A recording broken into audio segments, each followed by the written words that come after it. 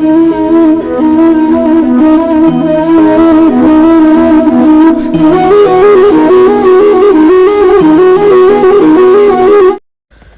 ராம் சுரத்குமார் அவர்களுடைய திவ்ய சரித்திரம் பார்த்துன்னு வரோம்.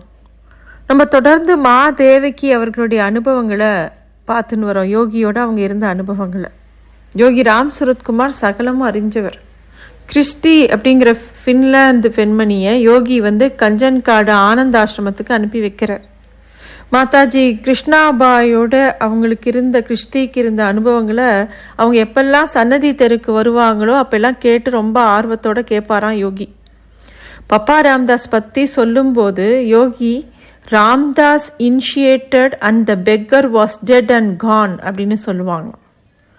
1989 மாதாஜி கிருஷ்ணாபாய் சித்தி ஆனது குறித்து யோகி ராம் சுரத்குமாருக்கு தந்தி அனுப்புகிறார் கிறிஸ்டி. தந்தி அனுப்புறதுக்காக அவங்க தபால் அலுவலகத்துக்கு வரும்போது அந்த தந்தி அனுப்புகிறவர் இந்த விஷயத்தை கேட்டு ரொம்ப அழுதாராம். அதை தன்னுடைய குறிப்புகளில் கிறிஸ்டி குறிப்பிச்சிருக்காங்க. மாதா கிருஷ்ணாபாய் மகா சமாதி ஆனபோது ஆனந்த ஆசிரமத்தில் இருந்த கிறிஸ்டி அவங்களுக்கு மாலை அணிவிச்சு அவங்களோட பாதங்களை தொட்டு வணங்கணும்னு ஆசைப்படுறாங்க. ஆனால் அதை அவங்களால நிறைவேற்ற முடியல. ஆனால் பின்னாளில் யோகியை சந்தித்த போது யோகிக்கு மாலையும் பாத நமஸ்காரமும் பண்ணினாங்களாம் கிறிஸ்டி. மாதாஜி கிருஷ்ணாபாய் சமாதியான செய்தியை கேட்ட யோகி செய்தித்தாள் மூலமாக தான் தெரிஞ்சுக்கிறார். உடனே கூட இருந்த வில் அப்படிங்கிறவர்கிட்ட யோகி கொஞ்ச நாளோ கொஞ்சம் மணி நேரமோ ஆனந்த ஆசிரமத்துக்கு போகும்படி சொல்கிறார். ஆனால் வில் அப்போது இந்தியா விட்டு கிளம்ப வேண்டிய நிலைமையில் இருந்ததுனால அதை நிறைவேற்ற முடியல. மாதாஜி சமாதியான அதே நாளில் மாதேவகி சுஜாதாவும் சேலத்திலிருந்து திருவண்ணாமலை வந்திருந்தாங்க. யோகியோட ஜெயராமன் அதுக்கப்புறம் மாதேவிக்கு சுஜாதா மட்டுமே தான் இருந்தாங்க அந்த சமயத்தில். அப்போ ஆனந்த ஆசிரமத்தில் நடக்கக்கூடிய ஒவ்வொரு செயல்களும் அப்போ கடைசியாக நடந்த இறுதிச் சடங்கு எல்லாத்தையுமே திருவண்ணாமலையில் இருந்துட்டே தன்னோட மனக்கண்ணில் பார்த்து விவரமாக சொல்லிகிட்டே இருந்தாராம் யோகி. அப்போ அவரோட குரலில் அவ்வளோ துக்கம் சூழ்ந்து இருந்ததாம். கண்கள்ல இருந்து கண்ணீர் வந்துட்டே இருந்ததாம். மாதாஜி கிருஷ்ணாபாய் ராமநாமமான ஓம் ஸ்ரீராம் ஜெயராம் ஜெய் ஜெயராம் அப்படிங்கிற நாமத்தை 15,500 கோடி தடவை உலக நன்மைக்காக சொல்லணும்னு திட்டமிட்டிருந்தாங்க. ஆனால் மாதாஜி கிருஷ்ணாபாய் சமாதி ஆன போது 1757 கோடி மட்டும்தான் சொல்லியிருந்தாங்க. மீதி இருக்கிற ராமநாம ஜபத்தை சாது ரங்கராஜன் அப்படிங்கிறவரை தொடர்ந்து சொல்லும்படி யோகி பணிச்சிருக்காராம். இது மாதிரி நிறைய பேரை யோகி வழி நடத்திகிட்டே வரார். அதே மாதிரி தான் அன்னை விஜயலக்ஷ்மியும் யோகி தடுத்து ஆட்கொண்டார். என்னைக்குன்னா அங்கே மாதாஜி மகா சமாதி ஆன அன்னைக்கு தான். அதுக்கு முன்னாடி விஜயலக்ஷ்மி அவங்க யோகியை சந்திக்க வரும்போது ஒரு தடவை அவங்கள உத்து பார்த்து பகவான் கேட்குறார், வாட் டு யூ வாண்ட் அப்படின்னு. அதுக்கு அவங்க I want you to show me the way அப்படின்னு கேட்ட உடனே அன்னிலிருந்து இன்னி வரைக்கும் பகவானோட சேவையில் அன்னை விஜயலக்ஷ்மி இருக்காங்க. இன்னொரு சமயம் துவாரகாநாத் ரெட்டி அப்படிங்கிற பக்தரும் அவருடைய மகளான சந்தியாவும் யோகிக்கு ரொம்ப நெருக்கமானவர்களாக இருந்திருக்காங்க. சந்தியாவை கூப்பிட்டு அடிக்கடி தன்னோட சிகரெட்டை பற்ற வைக்க சொல்லுவாராம் யோகி. அப்படி பற்ற வைக்கும்போது be careful my beard is there அப்படின்னு சொல்லி தன்னோட தாடி மேலே தீப்பொறி பட்டுடும் அப்படிங்கிற மாதிரி சொல்லுவாராம். சில சமயம் தீப்பொறி விழுந்த மாதிரி பதட்டமாக தன்னோட தாடியை தடவி தடவி பார்ப்பாராம். அந்த காலகட்டத்தில் தேவகிமா தங்களோட நண்பர்களோட யோகியை பார்க்க வர்றது வழக்கம். This beggar is busy, you can go அப்படின்னு தேவகியை விரட்டி விட்டுடுவாராம். இந்த மாதிரி விரட்டல் தொடர்ந்து நடந்துட்டு இருந்தது. அப்போது யோகி மித்தவங்களை ஒரு உடலாக பார்க்காம வேறு விதமாக அவங்களோட பார்வையை திசை திருப்பவும் அவங்கள இன்னும் புனிதமாக்கவும் இது மாதிரி செய்கைகளை பண்ணிகிட்டே இருப்பார். இது நிறைய பேருக்கு தெரியும். அவர் அந்த மாதிரி விரட்டும் போது அந்த நிமிஷத்தில் தலையில் இடி விழுஞ்ச மாதிரி இருக்கும். இறந்து போயிடலாமான்னு கூட தோணும். அப்படியே கண்ணீர் ஆறா பெருகும். அது மாதிரி அதே அனுபவம் மாதேவகிக்கு இருந்ததா அவங்க நிறைய இடத்துல குறிப்பிட்டிருக்காங்க. 1990 மாதேவிக்கு திருவண்ணாமலைக்கு அந்த வார இறுதியில் நாட்களில் ஜூலை ஆகஸ்ட் மாதங்களில் போகும்போது தொடர்ந்து 7 வாரங்கள் யோகியால் இதே மாதிரி விரட்டப்பட்டிருக்காங்க. சில வாரம் சன்னதி தெரு வாசலுக்கு வரும்போதே no place you can go அப்படின்னு சொல்லியிருக்கார். ஒரு தடவை யோகி ராம் சரத்குமார் அவருடைய உதவியாளர் ஜெயராமனை அனுப்பி தான் உள்ள பிஸியாக இருக்கிறதாவ சொல்லி நீங்கள் போகலாம் அப்படின்னு சொல்லியிருக்கார். இந்த மாதிரி யார்கிட்டன்னா மாதேவிக்கு கிட்ட சொல்லியிருக்கார். மாதேவிக்கு அப்போ எல்லாம் அழுதுகிட்டே வெளியில் போவாங்களாம். இது தொடர்ந்து ஒரு நிகழ்வாகவே நடந்துட்டு இருந்திருக்கு. 5 மணி நேரம் பயணம் பண்ணி அவரை தரிசனம் பண்ணலான்னு போனால் இப்படி விரட்டப்படுறோமே அப்படின்னு ரொம்ப துக்கமாக இருந்திருக்கு. பேசாமல் கோவில் குளத்தில் விழுந்து உயிரை விட்டுடலாம் அப்படின்னு கூட நினச்சிருக்காங்க மாதேவிக்கு. ஆனால் அது பல பேருக்கு தொல்லை தரும். அதனால் பேசாமல் அருணாச்சல மலையிலேருந்து கீழே விழுந்து தன்னோட வாழ்க்கையை முழிச்சிக்கலாம் அப்படிங்கிற எண்ணம் கூட அவங்களுக்கு வந்ததாம். கோவிலிருந்து வெளியில் வந்து ரமணாசிரமத்தை நோக்கி நடக்க தொடங்கின உடனே தன்னை யாரோ ஒரு புதிய மனிதர் தொடர்ற மாதிரி தேவகி அம்மாவுக்கு தோணுது.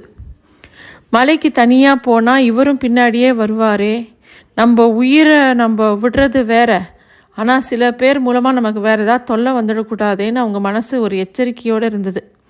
அப்போது அங்கே ஒரு போலீஸ் கான்ஸ்டபிள் அவங்க முன்னாடி வரும்போது அவங்கக்கிட்ட மாதேவிக்கு தன்னோட பயத்தை சொல்லியிருக்காங்க.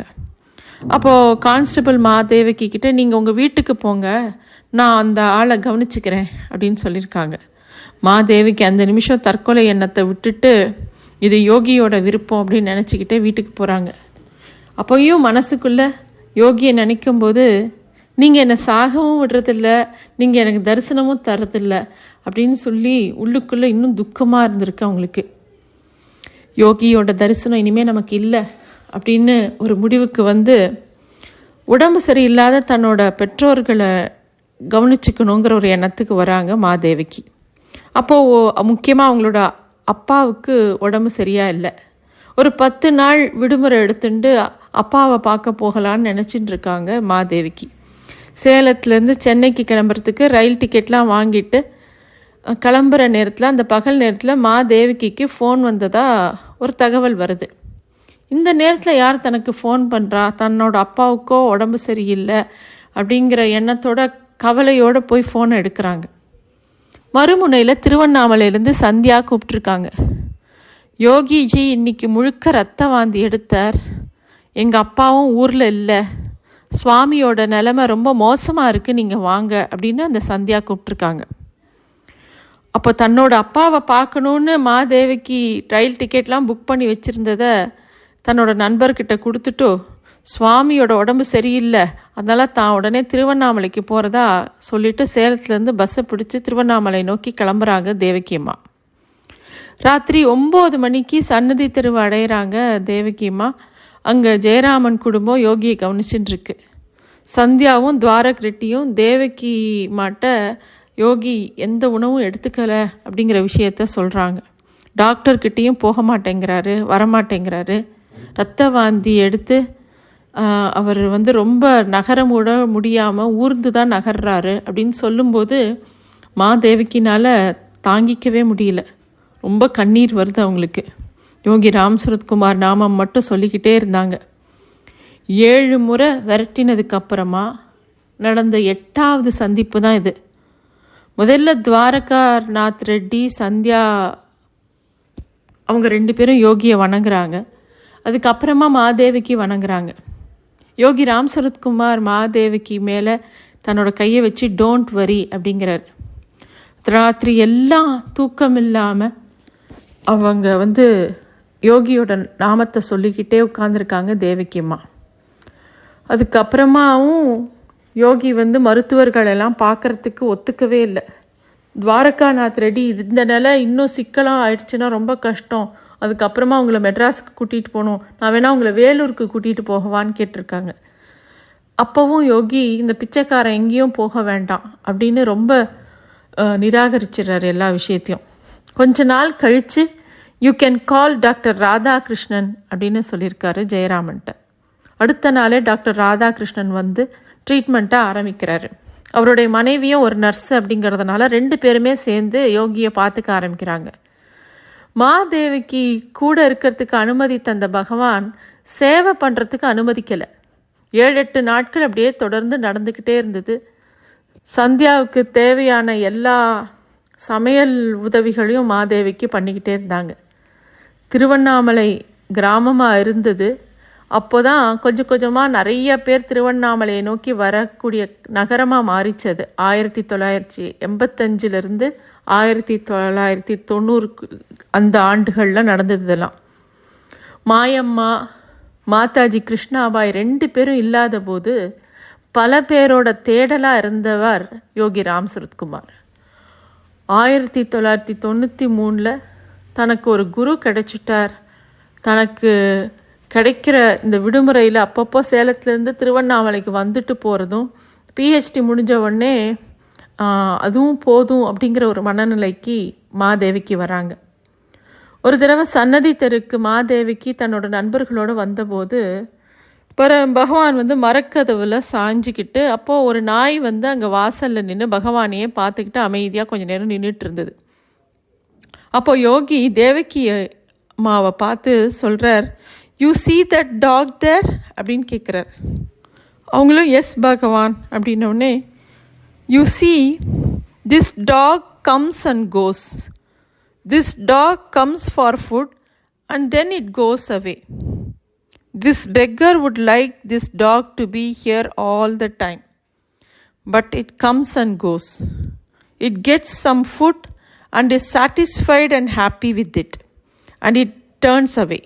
But this beggar would like this dog to be here. அப்படின்னு சொல்கிறார். அதுக்கப்புறம் அந்த நாய் அப்பப்போ உள்ளே வரும். யோகியும் அந்த நாய்க்கு உணவெல்லாம் கொடுப்பாரு. இப்படியே போயிட்டு இருந்தது. அதுக்கு அடுத்த வாரம் மாதேவிக்கு அவரோட நண்பரோடு வந்தபோது யோகி அவங்க மாதேவகிக்கும் அவங்க நண்பருக்கும் சப்பாத்தி கொடுத்தாராம். அப்போ அங்கே இருந்த நாய் மாதேவகி கிட்ட ஏக்கமாக பார்க்கவும், அவங்க கூட வந்த நண்பர் அந்த நாய்க்கு கொஞ்சம் சப்பாத்தி அவங்களுக்கு எந்த பிரசாதமாக கொடுத்தாங்களோ அதை கொடுக்குறாங்க. மாதேவிக்கு இது பகவானோட பிரசாதம், அதை நம்ம தான் சாப்பிட்ணும் அப்படின்னு மனசில் நினச்சிட்டு அதை சாப்பிட ஆரம்பிக்கிறாங்க. இருந்தாலும் அந்த நாயை பற்றின நினப்பு அவங்களுக்குள்ளே இருந்துக்கிட்டே இருந்தது. தான் நாய்க்கு உணவு கொடுக்காமல் இருந்தது சரியா தவறா அப்படிங்கிற குழப்பத்தோடையே அவங்க இருந்தாங்க. அதுக்கப்புறம் அந்த நாய் கொஞ்ச நேரம் கழித்து அவங்க பக்கத்துலேயே உட்காந்து தூங்க ஆரம்பிச்சது. அப்போ அவங்களுக்குள்ள இது பகவானோட கருணை கட்டளை, இது நாயை வச்சு தனக்கு முன்னாடி பகவான் ஒரு நாடகத்தை நடத்தியிருக்கார், இனிமே பகவானோட பாதம்தான் நிரந்தரம் அப்படிங்கிற ஒரு முடிவுக்கு மாதேவகிமா வராங்க. அப்போது அது ஜூலை 15 1993 யோகியோட அனுமதியோட வாலண்டரி ரிட்டையர்மெண்ட் வாங்கிக்கிறாங்க மாதேவிக்கு. முழு சரணாகதி அப்படிங்கிறது அவங்களுக்கு அப்போ தான் வாய்ச்சது. கல்லூரி விரிவாளராக இருந்த தேவகிமா இன்னைக்கு மாதேவகியாக ஆசிரமத்தில் பகவானோட நாமத்தை சகலருக்கும் சொல்லி கொடுத்துண்டு அவருடைய உபதேசங்களை எல்லாருக்கும் பகிர்ந்துண்டு இன்றைக்கும் பகவானுடைய சேவையில் இருக்காங்க. இன்னும் குருவோட அருள் லீலைகள்லாம் எவ்வளோ தூரம் எல்லாரையும் தொடர்ந்து இருக்குது அப்படிங்கிறத பார்க்கலாம்.